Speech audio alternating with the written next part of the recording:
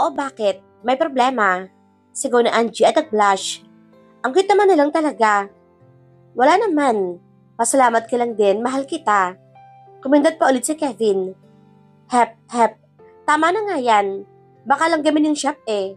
Kinikilig kong sabi sa kanila. Sumingit na ako kasi kapag walang umawat, magalandian buong araw yung dalawang yan. Boyfriend ni Angie si Kevin and they are got together for almost 6 years. Kaya ka tinatawag kong master yan si Angie. Kahit ilang beses na silang nag-away at nag-break nitong si Kevin, ay hindi pa rin sila naghihiwalay. Sige na kasi, aalis muna kami nitong Diyosang to. Padalhin ko muna siya sa langit. Nakangising sabi ni Kevin. Hoy, yabang. Ano sinasabi mo dyan kay Cassie? Mamaya, kung anong isipin yan. Then, humarap sa akin si Angie. Cassie, okay lang ba? Ikaw muna dito sa shop. May pupuntahan lang kami nitong mayabang na to. Oo naman no. No problem. Sige na. Baka may late pa kayo sa date nyo. Nakangiting sabi ko kay Angie. Hindi kami mag-date no?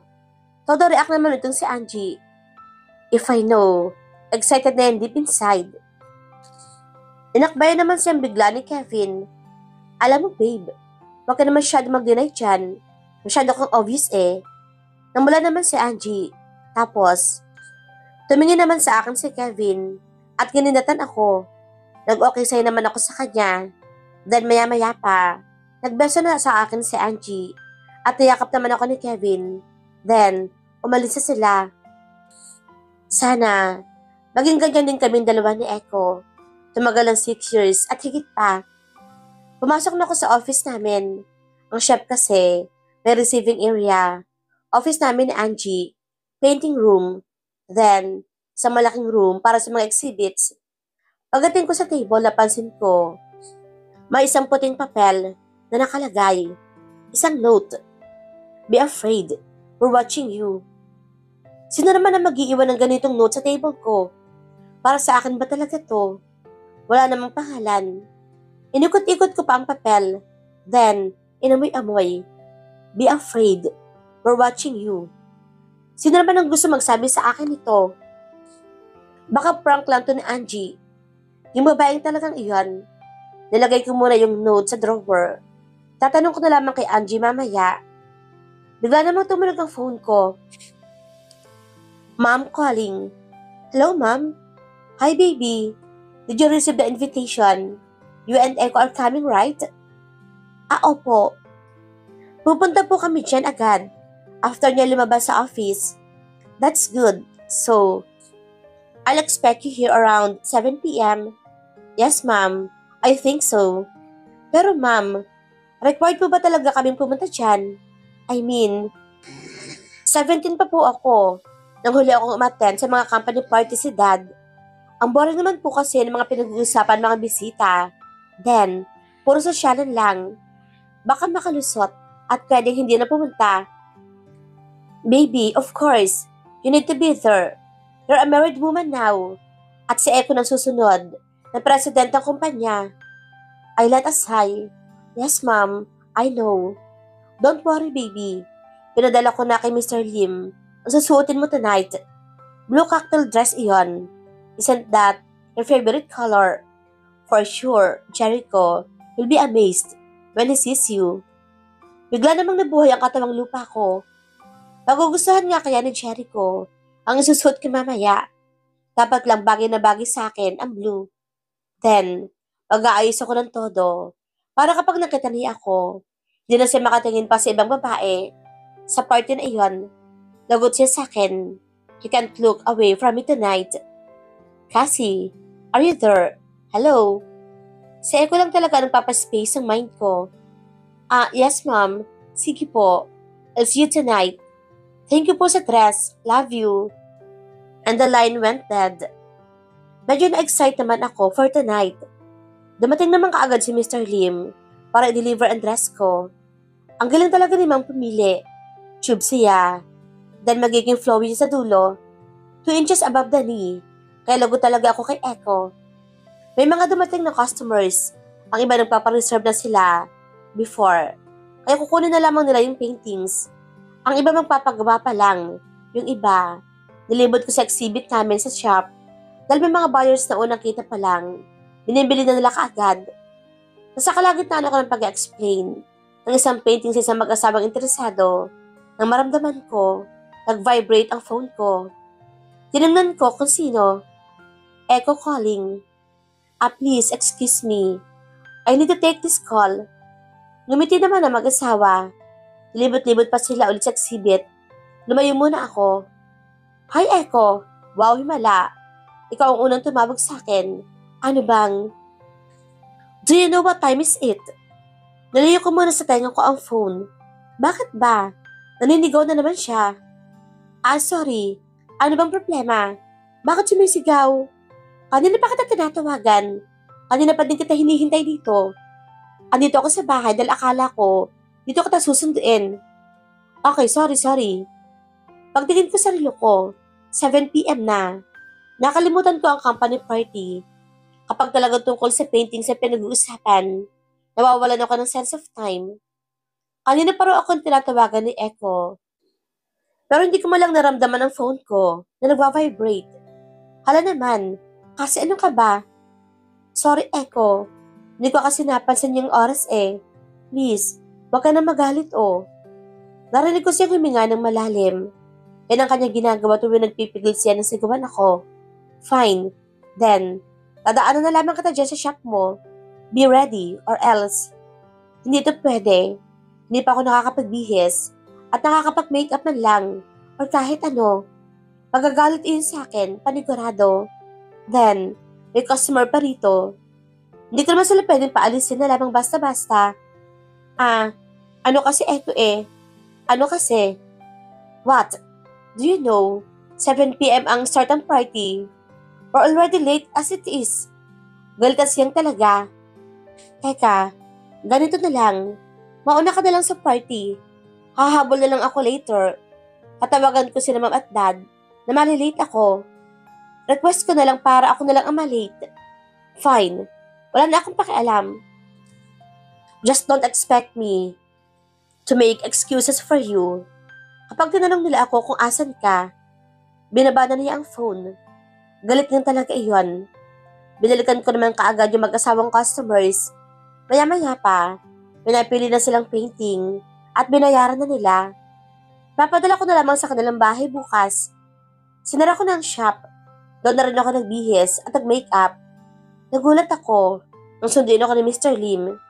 Tinabagan ko kasi si ma'am na malilate ako. Nakarating ako sa party ng 8 p.m. May orchestra, chattering guest, cocktail drinks, mga waiter na lakad ng lakad to serve food. Plastic smile from everyone's faces. Mga taong pasip-sip. Na walang iniisip kung hindi ang mapalapit sa mga pamilya namin to gain more business. Well, syempre, hindi ko naman nila lahat. Yun lang kasi sinasabi lagi ni Dad. Pero ako, I'd like to believe that most of them are here with a pure smile and a kind heart. Among these many people, isang mukha lang naman ang hinahanap ko. Iginala ko ang mga mata ko at nakita ko ang hinahanap-hanap ng puso ko. Napapaligiran si Echo ng mga tao in black suit. For sure, mga businessmen din iyon at ang boboring na kanilang pinag-uusapan. Pero si Echo pa rin ang pinakagwapo sa kanilang lahat. Mukha naman kasi siyang model sa tuxedo niya. And take note, nakabulutay siya. Ito na ba tinatawag na destiny? Tumawa siya sa sinabi ng isang tao sa paligid. Pero hindi naman ganyan ang totoong tawa niya. Parang pilit na tawa lamang. Why don't you go near him? Biglang may nagsalita sa likuran ko. Dad! Niyakap ko siya at hinalikan sa cheeks. You're late, my dad said. Sorry, Dad. Ang dami kasing customer sa shop. Pagkapaliwanag ko habang nakangiti. Well, I guess that's fine. Since you look very pretty tonight. Ito talagang si Dad. Super sweet. Kanino pa po ba kasi ako magmamana? Ngumiti naman si Dad. Then ini-offer niya sa akin ang kanyang kamay. Let's go. Papakilala kita sa iba pang guest. Pinakilala nga niya ako. Namakita ko rin si Ma'am. Niyakap niya ako at sinabihan ang ganda ko daw. Naman ang parents ko. Masyado nagsasabi ng katotohanan. Inikot-ikot ko ang aking paningin. Nasaan na ba si Echo? Hindi ko na siya makita. Naglakad-lakad ako around the hall. Where are you, Echo? So, you're Cassandra Villanueva. Apat na lalaki ang pinalibutan ako. Mga halos ka-age ko lang sila. Nginitaan ko na lang sila. Well, yeah, and you are, I said. Pare, hindi niya tayo kilala. Sabi ng guy na naka-gray suit at ngumisi. Interesting. Konti na lang ang babaeng katulad niya. Sabi naman ng isang guy na naka-black suit tapos red tie. What do we expect from the heirs of Villanueva Corporations? Lagay na naka-two-bottom men's suit in black tie. Nagtawanan silang lahat. Nakangiti lang ako. Ano bang meron? It's really weird. Hindi mo kami kilala. Pero we know even the size of your shoes. Lagay in gray suit said. Napatingin naman ako bigla sa sapatos ko. Even the brand of your shampoo. Alam namin. Lagay na naka-black suit in red tie. Napahawak naman ako bigla sa buhok ko. Bakit? Paano niyong nalaman? Sabi ko pang nag-aala-ala. Well, let's just say, our dads want to gain the favor of your family. Lagay na naka-black bottom men's suit in black tie. That's why we know a lot of things about you. Even the size of your guy in black suit and red tie said. Bigla siyang tumingin sa may dibdib ko. Pero napatalo ng puso ko na marinig ang isang pamilyar na boses. I wouldn't look that way if I were you. Echo. Napalingon naman ang mga lalaki sa direksyon ni Echo. Lumapit naman siya sa akin at tinawakan ako sa baywang. Oh my gosh, nananaginip ba ako or what? Lapit niya pa ako sa gilid niya. Kikiligin na sana ako ng tuluyan. Pero, nang tinignan ko siya, natakot ako sa kanyang mga mata. Nakatitig lang kasi siya sa mga lalaki nang nakakatakot. Medyo naging uncomfortable naman ang mga lalaki. Excuse us, sabi ni Echo. Nang nakakatakot, tapos nabang kami sa gitna nila at naglakad na kaming papalayo. Hawak pa rin ni Echo ang baywang ko. Ang tahimik naman niya. Echo, saan ba tayo pupunta? Kanina pa. Kilala mo ba sila? Sabi ni Echo bigla. Tinanggal niya ang hawak sa baywang ko at humarap sa akin. Kahit mahina ang kanyang boses, ay nakakatakot pa rin. Ha? Sino? Yung mga lalaki? Hindi ko nga sila kilala. Bigla na lamang nila ako nalapitan. Tapos, hindi na naman natapos ang sasabihin ko. Hindi mo sila kilala. Tapos, kinakausap mo ba din sila? Galit ang kanyang boses, pero mahina pa rin. Siguro, kung wala kami sa party, ay sinisigawan na niya ako ngayon. Pero, guest kasi sila ni Dad, kaya, hindi ka pa talaga nag-iisip. Binabastos ka na nga kanina, pero nakatayo ka lang doon. Ako, binabastos? Kaya ba, galit na galit siya ngayon? Dahil akala niya, binabastos ako. Nag-aalalabas siya sa akin. Iha, Echo, there you are. Ano na pa namin kayo hinahanap? Biglang pagsulpot ni Mami. Mom, don't tell me you're leaving. Kakadating mo pa lang kasi. Echo, honey, why don't you dance with Cassie? Other guests are already dancing. Aniya. Tumingin ako sa gitna ng hall. May mga guests na nagsasayaw in a lively music. For sure. Hindi naman sumasayaw si Echo ng mga ganyan. Tinignan ko si Echo. Naka-poker face pa rin siya. Ma'am, hindi na po kami sasayaw. Ano po kasi bigla naman. Hinawakan ni Ma'am ang braso namin ni Echo at naglakad. Papunta sa gitna ng hall.